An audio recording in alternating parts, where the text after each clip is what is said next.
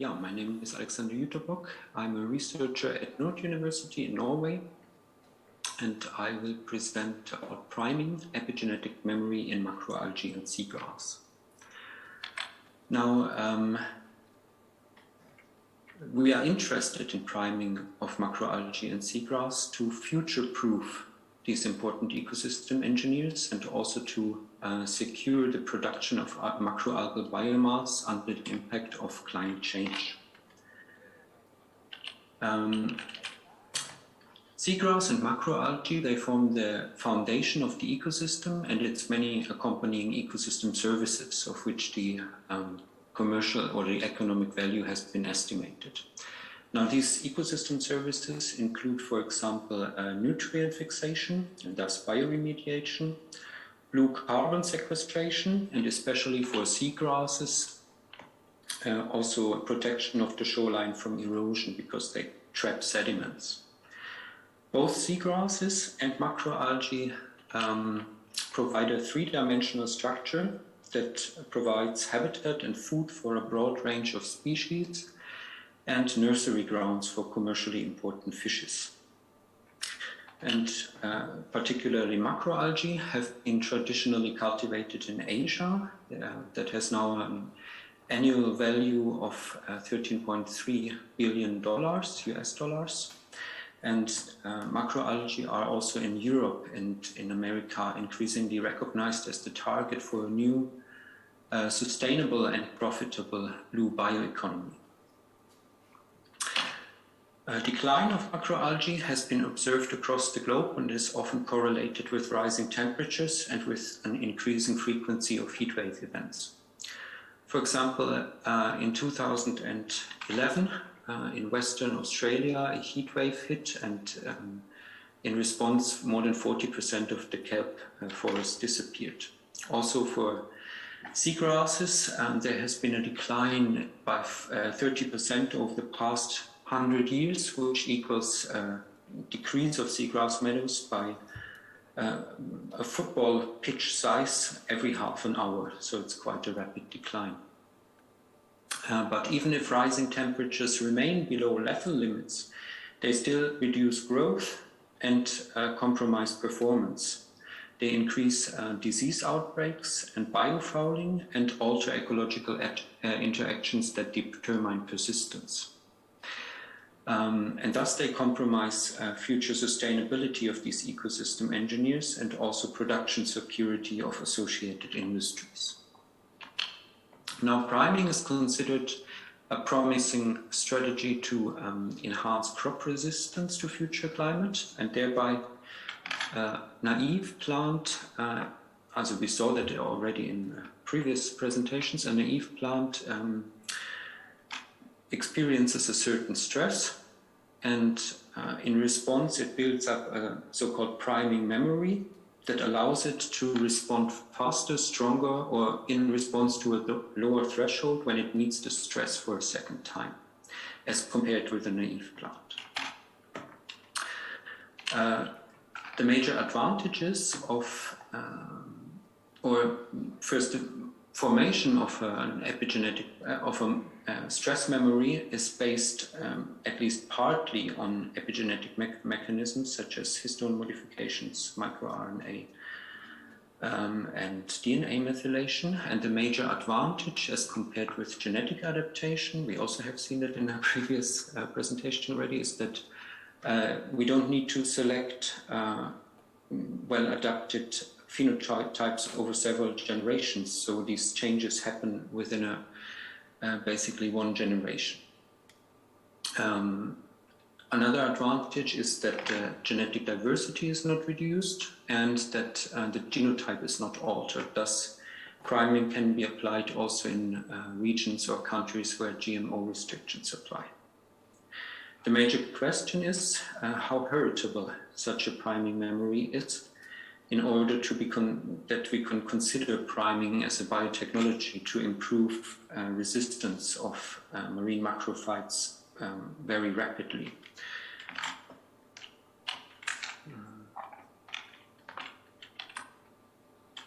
Now in seagrass, seagrass resembles in its life cycle terrestrial plants.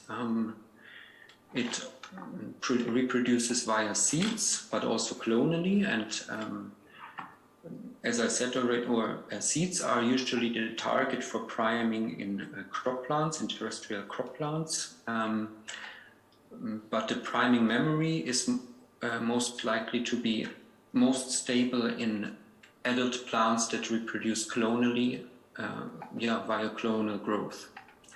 Because this clonal growth circumvents epigenetic resetting during gametogenesis and embryogenesis. Now, first, before I want to present the relevance of epigenetic variation in seagrass, I want to present two studies that indicate that seagrass can build up a priming memory that benefits it under a second stress. And the first study is one that focused on two different species, and it explored the effect of exposing these the seagrass to a first heat wave. Also, what effect does this exposure have when we expose them to a second heat wave? The first heat wave was 29 degrees for 6 days. Second heat wave was a bit longer and stronger, 32 degrees for 9 days. And this first heat wave, the priming event, had a beneficial effect on the photosynthetic performance. What we see here is maximum quantum yield. The green line represents individuals that have never been stressed or exposed to this heat wave. The blue dots represent plants that have been exposed to the second heat stress, but not to the first one. And the red ones are the ones that were primed in this first heat event and then experienced the second stress at this time point. And these individuals had a significantly higher photosynthetic performance as compared with those that only experienced the second heat stress, which indicates that a priming memory has built up and allowed them to respond faster or stronger to the second stress.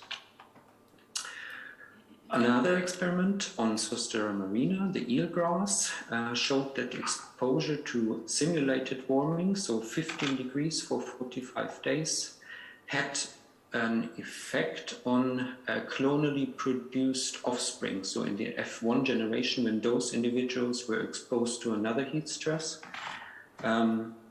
this first heat stress had a beneficial effect across generations.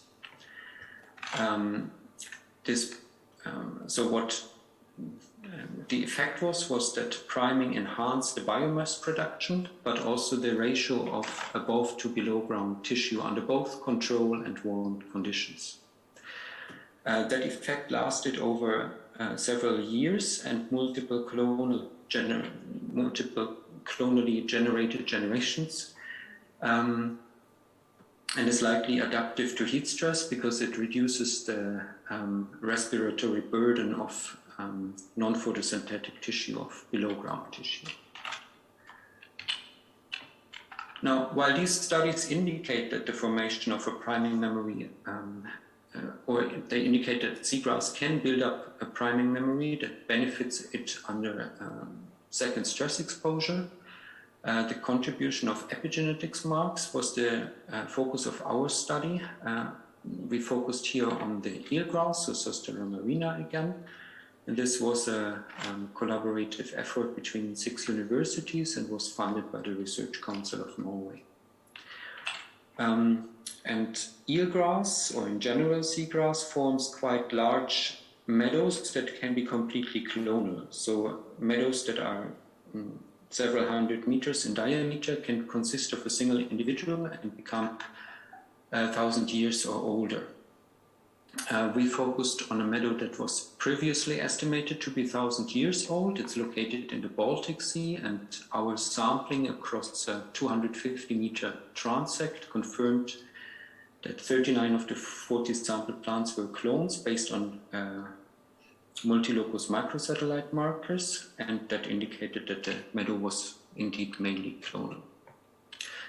We selected 10 clonal shoots and exposed them to heat stress. which meant we increased the temperature from 15 to 27 degrees for 3 weeks, and then we allowed the samples to recover for another 5 weeks, and that was again bringing the temperature back to 15 degrees.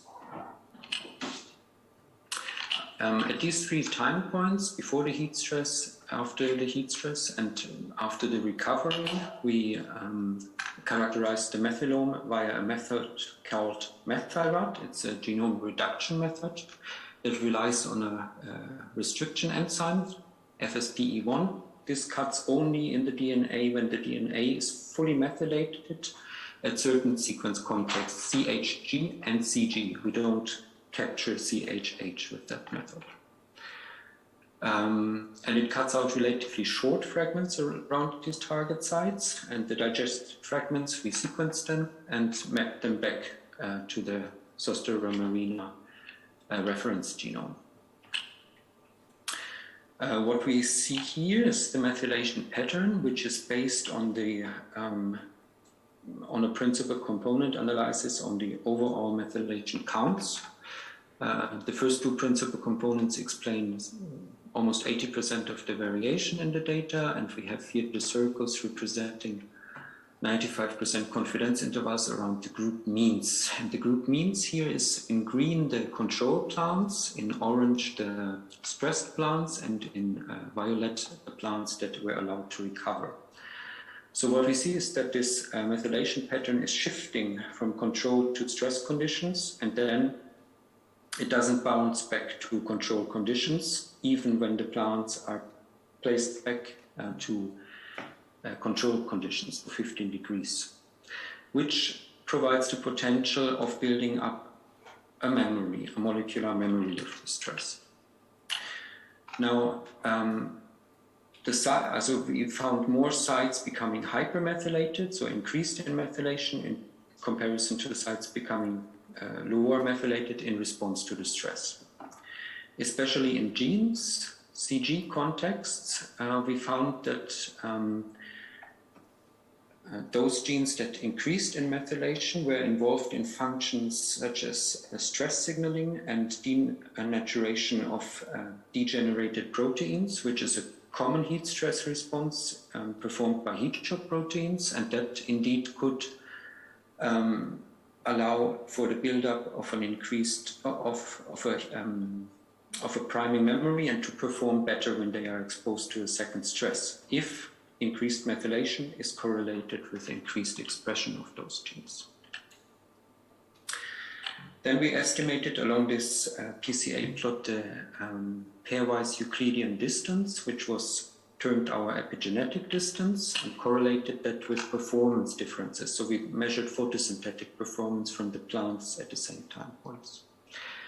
And we found that these epigenetic distances in genes, CG sequence contexts, were positively correlated with performance differences before the stress and after the recovery. That was controlled also for somatic mutations. So despite that they were clones, we still checked for the presence of SNPs, and we found SNPs and could control with partial mantle tests for the presence of these SNPs, for these genetic differences. And what it basically says is that when we go now into a seagrass meadow and see or have plants that are more similar in their methylome, they are also more similar in their performance and in their ability to recover from the heat stress. Shoots that performed well under the heat stress were hypermethylated in functions related to protein folding, protein refolding, light harvesting in photosystem 1. And that, this makes sense. It's a correlation, but we find hypermethylation in sites that are involved in also increased photosynthetic performance and in the ability to counter negative effects of heat stress on proteins. The main questions that remained from that study is how stable this primed state is across generations, particularly asexual or even sexual, because the memory that we covered was across 5 weeks. but unfortunately we couldn't go further there. And as I said, the relation is correlative. So to what degree those epigenetic changes really improve heat stress tolerance, to go further into that, we need some reverse genetics, epigenetics approach. For macroalgae, most of what we know yet about priming comes from kelp, so large brown algae. They have a more complex life cycle. They alter their generations between microscopic haploid gametophytes and macroscopic diploid sporophytes. Priming would be most easily implemented at the gametophyte stage because of their small size and thus low costs involved to prime them. But we don't know to what degree the priming memory that would build up in the gametophytes would be transferred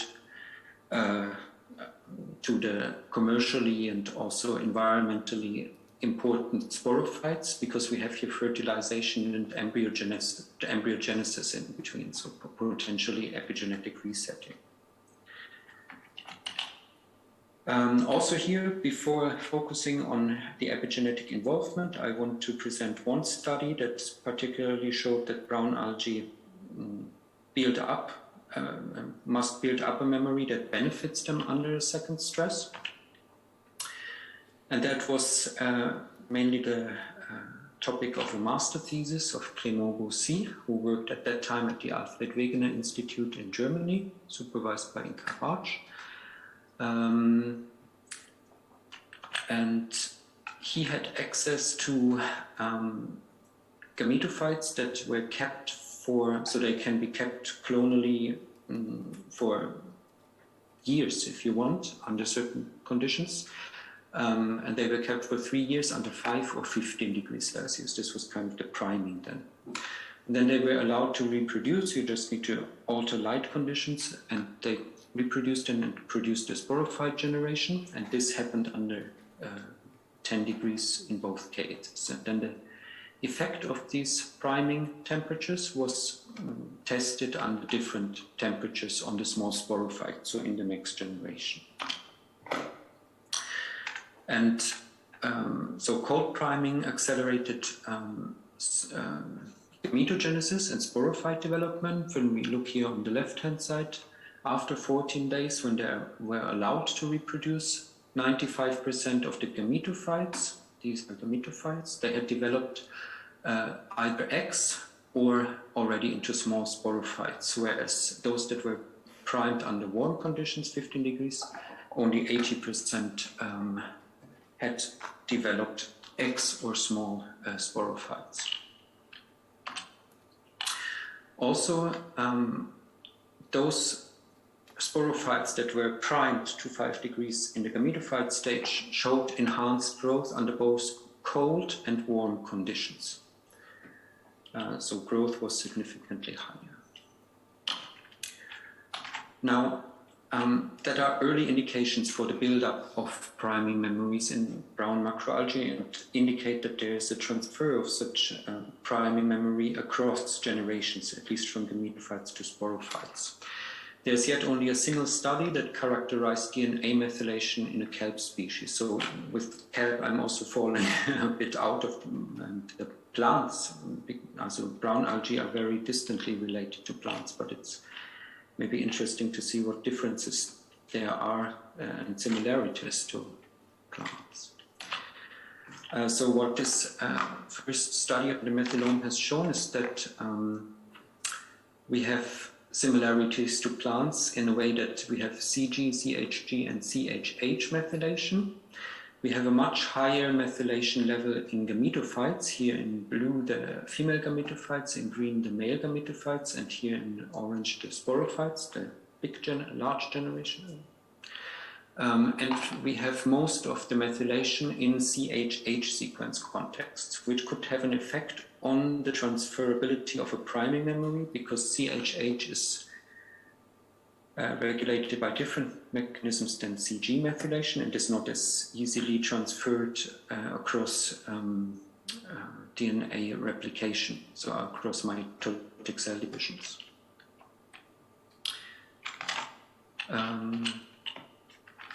What was also shown is in at least 4 genes, the gene expression shown here in the upper row of figures is inversely correlated to DNA methylation in promoter and gene regions.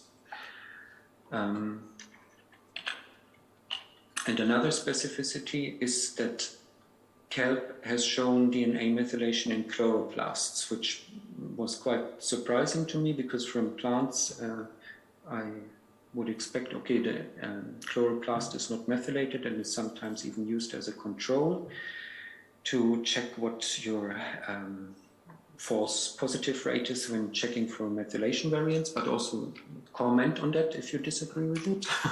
But several evidence has shown that the chloroplast is methylated, and again, also here, the DNA methylation level shown on the left-hand side was inversely correlated to the gene expression level for several genes, as a gene expression here in the chloroplast.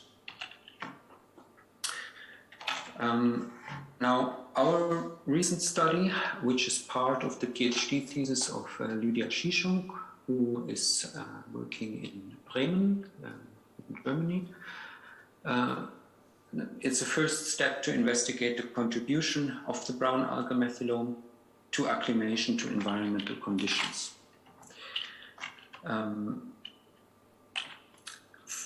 For that purpose, we took field samples, adult sporophytes from 2 locations in Svalbard, cool conditions, and in Helgoland, warm conditions.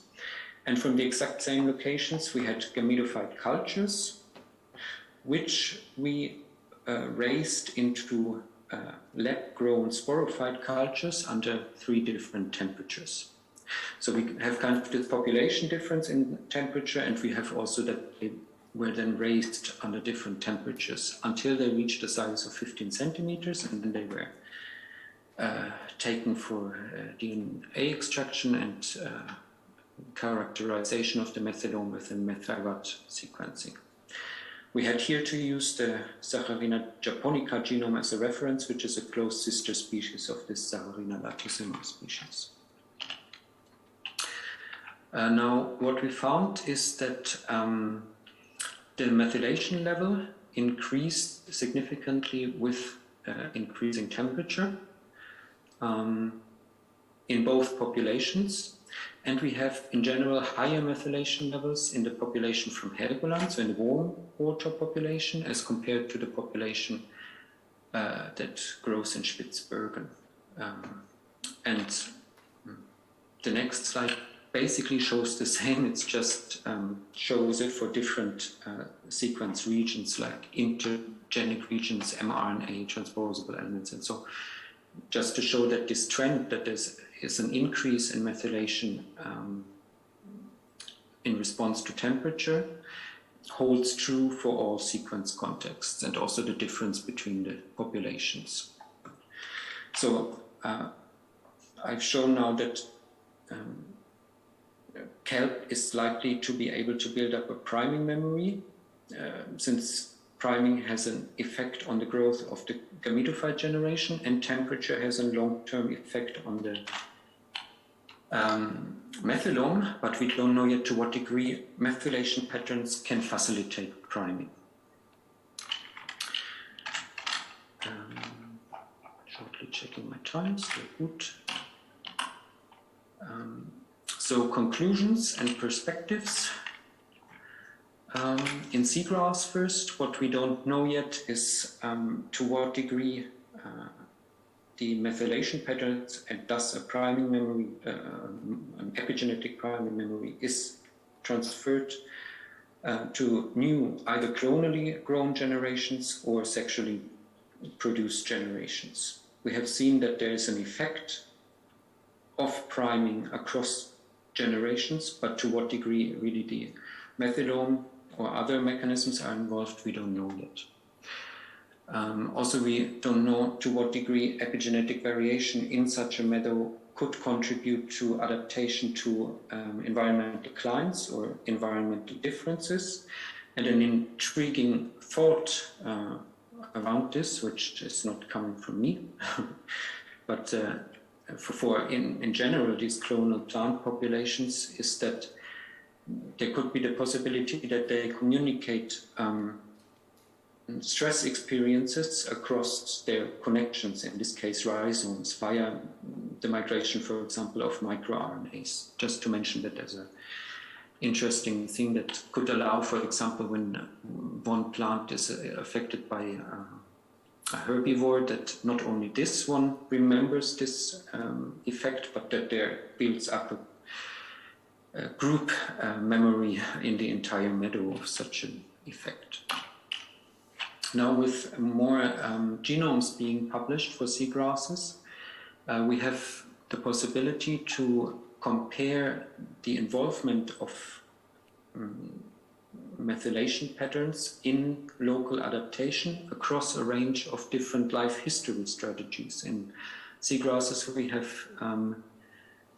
some that reproduce mainly sexual, so clonality is low, and some that produce mainly clonal. And we would expect that, or I mean, it provides a great possibility to look if those species that produce mainly clonal, if their the methylation variation is more involved in local adaptation, which we would expect because there's no epigenetic resetting between generations, at least expected.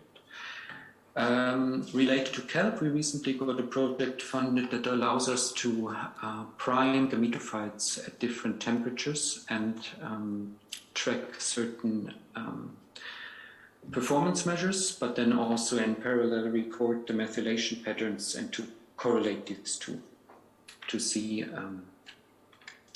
if priming has a positive effect and to what degree it could be explained by this molecular stress memory.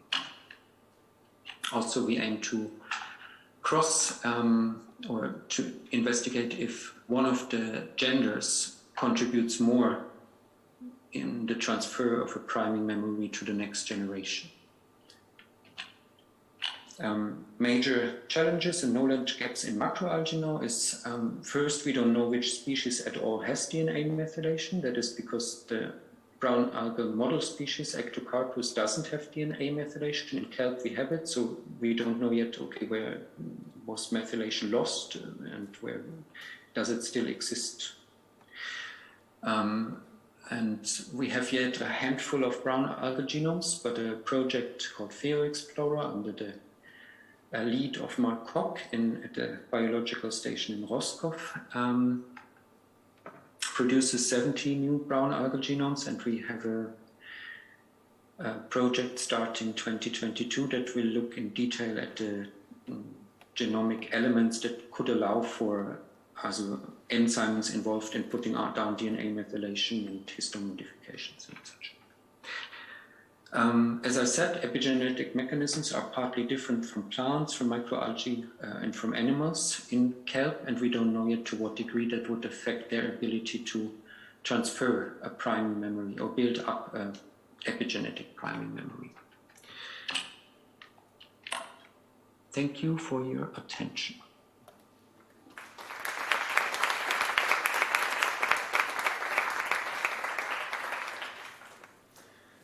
Okay, thank you very much, Alexander. The floor is open for questions. Yeah, go ahead first. Read it also, yeah. I'm always curious about these 1,000+ SNPs. How did you decide that they were somatic mutations? Given our discussion about genetic and epigenetic mosaics, could any of these somatic mutations have important effects on DNA methylation? Good question. That was also, firstly, we didn't have them at all. And just assumed with our microsatellite markers, okay, we had 7 indicative microsatellite markers that were previously used to identify that shoots are really clones. And then in parallel, a study came out that has shown, okay, there is somatic mutation in these large seagrass meadows, and that it potentially plays also a role for functionality difference between these shoots.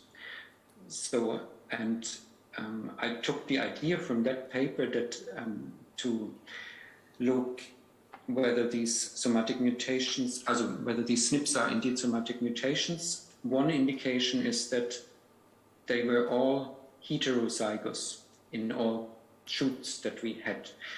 If they would be SNPs, and then we would expect, also not somatic mutations, but if they would be induced by a recombination, then we would expect that there would be a mix and that we would also find in part of them homozygotes. Yeah? So most of them were heterozygous throughout the samples. Yeah, and could these somatic mutations have important effects on DNA methylation? Potentially. Yeah. Let's take a question from the room here. So I think Julian had a question. Thank you. Yes, Alexander, I just had you had a question about you referred to priming as a mechanism of the protective effects you see to prior exposure to temperature stress. But how sure are you that this is actually priming, in the sense that this is based on a faster and stronger activation of defense mechanisms? Is it not possible that this is down to changes in morphology or other constitutive changes that provide this protection? Yeah, but these morphological changes still rely on changes in gene expression, I would expect, and that again would assume to be coordinated by epigenetic marks. So I guess it depends all a bit on how you define priming, but the way I define it is that a priming of an organism results in a sensitization of inducible defense mechanisms. And then upon secondary stress, they activate these defenses or underpinning defense genes faster and stronger. And have you actually demonstrated that in your system? Or could it also be due to that the protection is caused by constitutive changes in morphology or the expression of defenses? Absolutely, yeah, because I didn't, yeah, it's interesting your definition. So yes, it could be also due to morphological changes or such that are not sensitizing them in a way to this heat stress. Yeah. So no, we didn't discriminate between these options. Okay, thanks. Okay, thank you. I think we have time for one more question from the room. So I have two possible explanations for what you see in the chloroplast methylation. So one is, and we've seen this in other species with less well-assembled reference genomes. So one is that part of the chloroplast assembly is not chloroplast, so that some nuclear sequence got into the chloroplast assembly. The other one is that there has been a copy of part of the chloroplast genome into the nuclear genome, and when you map your reads, you cannot distinguish between these two. And so if the copy is in the nuclear genome, it would get methylated as any other nuclear DNA. And so what you're looking at is not the real chloroplast, I think. Okay. Interesting. You have quite, you know about the study. You see this in other genomes. You see in maize, for example, where a lot of the chloroplast genome has been copied into the nuclear genome. I mean, this just happened at some point, right? And so when you map, you have a plastome copy and a nuclear copy of the same DNA sequence, more or less, and your mapping cannot distinguish between the two. This is why your chloroplast looks as if it was methylated, but it's actually not. So you can check mitochondrial DNA as well, because that should be unmethylated.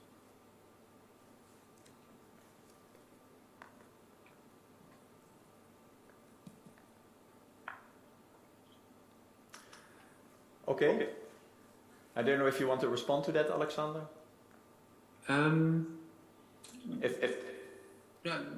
Also this was not my study. No, it's no. I don't have any. Fair. I take it as it is, and Fair enough. Okay, then thank you very much, Alexander. We move on to the next talk.